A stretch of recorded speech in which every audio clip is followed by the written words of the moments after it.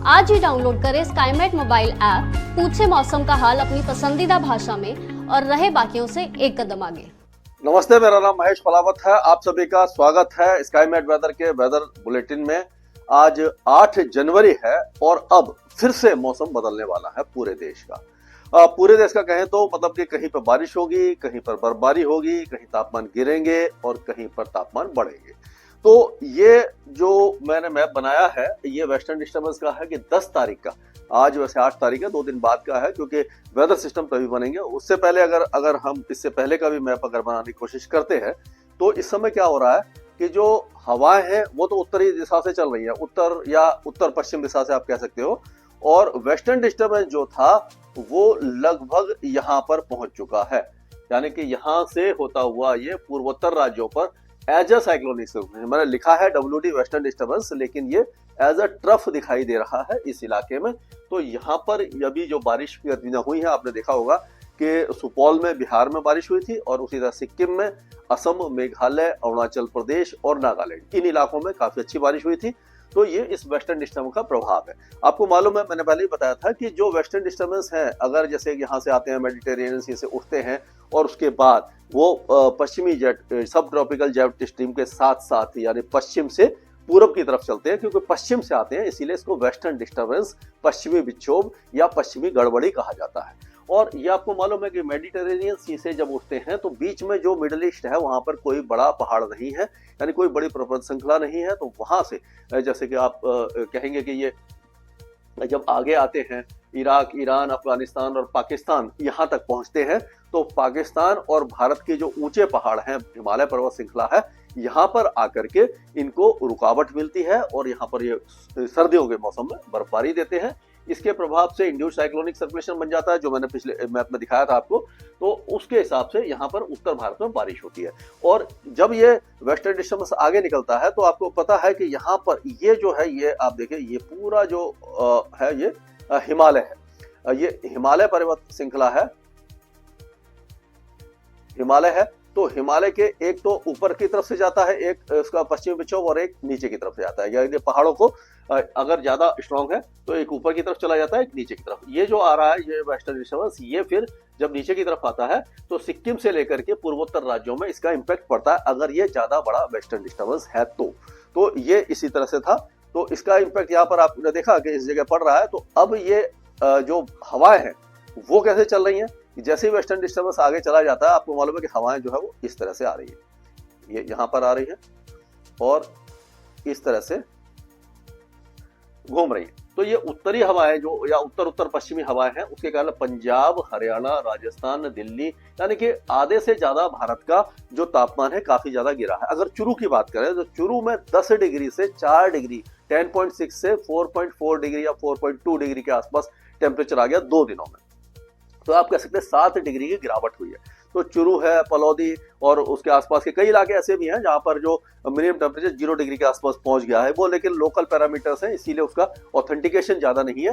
लेकिन हाँ, राजस्थान में कड़ाके की सर्दी पड़ रही है और पाला पड़ने की संभावना फिर से नजर आ रही है अगले 2 दिनों के दौरान, क्योंकि पाला कब पड़ता है, जब 4 डिग्री या उससे कम टेम्परेचर हो जाता है और आसमान साफ होता है। तो जो ओस है, रात में जब ओस पड़ती है, जो खेतों में, खलिहानों में है, घास के ऊपर, और जो भी आपकी कोई भी जैसे गाड़ी है या कोई भी सरफेस है उसके ऊपर जो ओस पड़ती है, तो टेम्परेचर इतना ज्यादा गिर जाता है, जो ओशांक है वो उसके भी मतलब कि वो फ्रीजिंग टेम्परेचर आ जाता है, तो वो जम जाती है, जिसको पाला कहते हैं। तो पाला पड़ने की संभावना अभी राजस्थान, हरियाणा और पंजाब के कुछ इलाकों में अगले 2 दिनों के दौरान दिखाई दे रही है। और ये उत्तरी हवाएं जो है लगातार तापमान को गिराएंगी। अगले 24 घंटों तक टेम्परेचर पंजाब, हरियाणा, दिल्ली, राजस्थान, गुजरात, उत्तर प्रदेश, मध्य प्रदेश और महाराष्ट्र, छत्तीसगढ़, उड़ीसा और तेलंगाना तक गिरेंगे।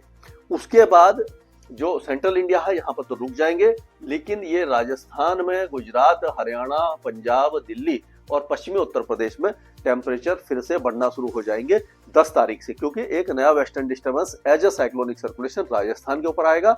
वो बड़ा वेस्टर्न डिस्टर्बेंस ऊपर आएगा जो इस तरह से होगा, और ये जो साइक्लोनिक सर्कुलेशन है इसके कारण पहले राजस्थान में उसके बाद पहले लग रहा था कि पूरा पंजाब हरियाणा बारिश देखेगा और उत्तरी राजस्थान में श्रीगंगानगर, हनुमानगढ़, ये जो इलाके हैं अनूपगढ़ वगैरह में भी अच्छी बारिश होगी, लेकिन इस बार ऐसा नहीं लग रहा, क्योंकि ये जो वेस्टर्न डिस्टर्बेंस है, ये साइक्लोनिक सर्कुलेशन है, बहुत तेजी से पहले दिल्ली के दक्षिण में दिखाई दे रहा था, लेकिन अब ये इस तरह से आएगा। अगर इसको देखें हम तो इसका जो मूवमेंट है वो थोड़ा सा फास्ट है, और एक तरह से कह सकते हो कि आप वो इस दिशा में दिखाई दे रहा है, यहाँ पर दिल्ली के इस जगह पर आ जाएगा। तो यहाँ पर है, उसके बाद यहाँ पर जब आ जाएगा, इस जगह जब आ जाएगा यहाँ पर, तो क्या होगा कि यहाँ से ट्रफ बनेगी इस तरह से। तो ये जो पूर्वी राजस्थान और इसी इलाके में ये बारिश की गतिविधियां यहाँ पर ही बढ़ जाएगी। ये उत्तर प्रदेश वगैरह ये जो इलाके हैं, इसको मैं दिखाता हूँ अभी आपको। तो इस इलाके में बारिश की गतिविधियां बढ़ेगी। पश्चिमी पंजाब, पश्चिमी हरियाणा और पश्चिमी राजस्थान और उत्तर पश्चिमी राजस्थान का मौसम लगभग साफ होने की संभावना दिखाई दे रही है। ये तो आगे की बात है। अब देखते हैं कि पिछले 24 घंटों में बारिश कहाँ हुई है। तो ये आप देखिए, यहाँ डाल्टनगंज में हुई है, ये सुपौल में हुई है बिहार में, और बाकी जो पूर्वोत्तर राज्यों में हुई है। अंडमान और निकोबार द्वीप समूह में भारी बारिश हुई है। कोस्टल तमिलनाडु में बहुत हल्की बारिश की गतिविधियां आपने देखी होंगी। अब ये देखिए, जो नीला रंग है इसका मतलब है कि टेम्परेचर यहाँ पर गिरे हैं। और टेम्परेचर किस तरह से गिरे हैं आप देखिए, इनको मैं दिखाता हूँ आपको कि देखिए, ये आप अब आपको नंबर भी दिखाई दे रहे होंगे। थोड़ा सा ये मैंने ये थोड़ा सा बढ़ा दिया है इसको। तो देखिए 4 डिग्री, 3 डिग्री, 5 डिग्री, इस तरह से ये टेम्परेचर गिरना शुरू हुए हैं। और ये जो टेम्परेचर गिरे हैं आप देखिए, पूरा पंजाब, हरियाणा, दिल्ली में भी गिरे हैं। और राजस्थान के ये देखिए, पश्चिमी राजस्थान में, क्योंकि जैसे वेस्टर्न डिस्टर्बेंस आ रहा है तो पश्चिमी राजस्थान में उठना शुरू हो गए हैं। 2 दिनों में सभी जगह पर उठना शुरू हो जाएंगे, यानी बढ़ना शुरू हो जाएंगे। यहाँ पर टेम्परेचर गिर रहे हैं। पूरा गुजरात में, महाराष्ट्र, ये सब इलाकों में टेम्परेचर में काफी ज्यादा गिरावट देखने को आपने देखी होगी कि इस तरह से टेम्परेचर लगातार गिर रहे हैं, क्योंकि सर्द हवाएं चल रही है। वहां पर स्नोफॉल हो चुका हुआ था पहाड़ों पर, वहां से जो ठंडी हवाएं आ रही है वो टेम्परेचर गिराती है। और जैसे ही वेस्टर्न डिस्टर्बेंस आता है, हवा बदलना शुरू हो जाती है, उत्तरी हवाएं कट ऑफ हो जाती हैं और टेम्परेचर बढ़ना शुरू हो जाती है। तो वो इस तरह का माहौल आपको दिखाई देगा। मिनिमम टेम्परेचर में आप देखिए 4 डिग्री के आसपास, ये देखिए 4, 5, 6 डिग्री के आसपास राजस्थान और ये हरियाणा में दिखाई दे रहा है टेम्परेचर। उसी तरह से आप देखिए कि पूर्वी राजस्थान में और आपका कुछ इलाकों में यहाँ 0 डिग्री के आसपास भी है। जो पहाड़ी इलाके हैं मध्य प्रदेश के, 4, 5, 7 ऐसे डिग्री, मतलब काफी तेजी से टेम्परेचर गिरे हैं। अब अगर आज का मैप देखें हम, सैटेलाइट मैप, ये 8 तारीख का सुबह का, इसमें आप देखिए कि ये तराई के इलाकों में कोहरा है। दिल्ली में भी कोहरा नहीं है। पंजाब, हरियाणा के ज्यादातर इलाकों में, उत्तरी पंजाब में है। और उत्तर प्रदेश के भी जो मध्य और पूर्वी भागों के साथ बिहार और उप हिमालय, पश्चिम बंगाल और पूर्वोत्तर राज्यों के त्रिपुरा वगैरह में ये कोहरा घना है। क्या हो रहा है, क्यों हो रहा है ये? कि पहले कोहरा था पूरा पंजाब से लेकर सेंट्रल पाकिस्तान से लेकर के यहाँ तक था। तो क्या होता है कि जब ये हवाएं हैं, ये जब उत्तर पश्चिमी चलना शुरू हो जाती हैं, तो आपको मालूम है कि ये सूखी होती है, शुष्क होती हैं और ड्राई और ठंडी होती हैं। तो ये कोहरे को बहा ले जाती हैं, पुश करती हैं। तो इस जगह से कोहरा हटता जाएगा। अब धीरे धीरे आप देखेंगे अगले 1 दिन के दौरान ये उत्तर प्रदेश और बिहार में भी कोहरे की जो इंटेंसिटी है कम हो जाएगी और दिन में टेम्परेचर थोड़ा सा बढ़ेंगे और जो धूप है वो थोड़ा देर तक निकलेगी और तेज निकलेगी। थोड़ा सा टेम्परेचर बढ़ सकते हैं। तो ये इस तरह का मौसम अभी रहने वाला है। और दूसरी बात ये है, ये तो अभी ये 10 तारीख का है। इससे पहले हम देखेंगे कि पूरे इलाके का मौसम साफ रहने वाला, पूरा मतलब भारत साफ रहेगा।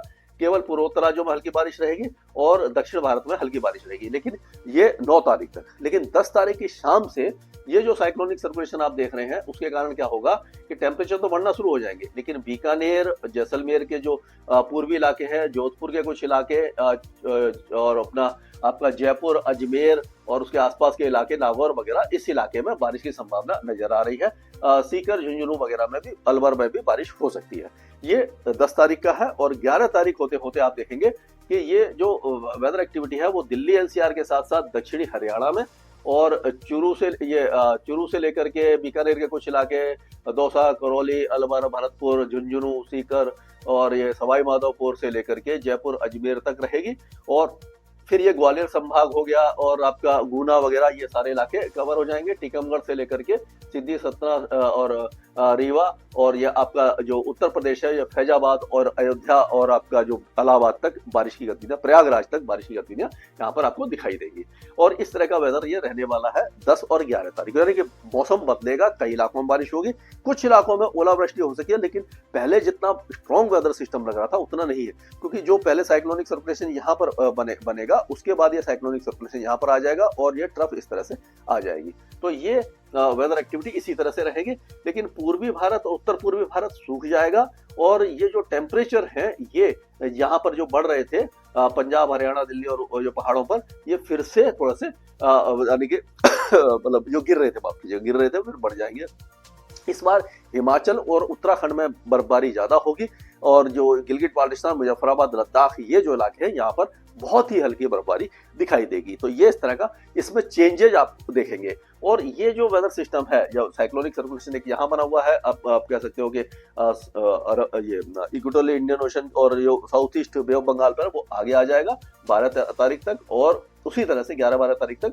और यहाँ पर जो बारिश की गतिविधियां हैं वो कोस्टल तमिलनाडु में काफी तेजी से बढ़ जाएंगी। अब आप देखो तो आप देखिए काफी तेजी से बढ़ेंगे और 12 तारीख होते होते ये सिद्धि सतना में बहुत हल्की बारिश होगी, उत्तराखंड में हल्की बारिश होगी, बाकी जो वेस्टर्न डिस्टर्बेंस पूरी तरह से निकल जाएगा और मौसम साफ होने लग जाएगा। तो इस तरह का माहौल ये बनने की संभावना भी दिखाई दे रही है और ये इस तरह का जो माहौल है वो रहेगा। और 10-11 तारीख को जब हवाएं कमजोर होंगी, नमी थोड़ी सी बढ़ेगी, तो हो सकता है कि दिल्ली एनसीआर में पॉल्यूशन फिर से थोड़ा सा बढ़ जाए और GRAP graded response action plan फिर से तीसरा आ जाए, डीजल और जो BS4 डीजल और पेट्रोल की BS3 गाड़ियां बंद हो जाए। लेकिन ये एक तरह से मैं कहूंगा कि बेवकूफ़ी है, क्योंकि अगर 2 दिनों के लिए आप ये सब मेजर लगाते हो, पब्लिक को पता नहीं लगता, 20,000 का फाइन होता है और उसमें नुकसान पब्लिक का होता है, उनको पता भी नहीं लगता कि कब आपने लगाया, कब हटा दिया, 2 दिनों के बाद फिर हटाना पड़ेगा। तो इसीलिए जब तक लंबा स्पेल पॉल्यूशन का नहीं हो तब तक इस तरह के एक्शन नहीं लेने चाहिए। स्काईमेट वेदर में अभी के लिए इतना ही। मौसम से जुड़ी सटीक जानकारी और खबरों के लिए हमारे YouTube चैनल को सब्सक्राइब करें और बेल आइकन दबाकर हर खबर पर रखें नजर।